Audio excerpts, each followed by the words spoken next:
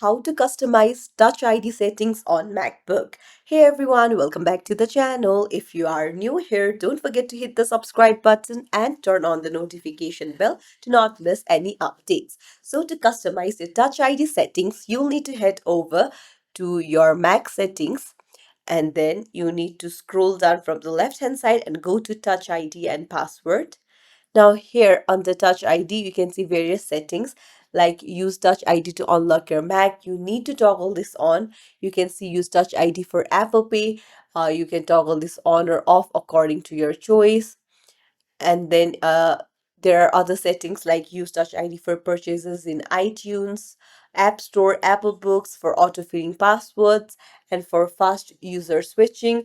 You can toggle this on or off according to your preference. So that's how you customize the settings of your Touch ID.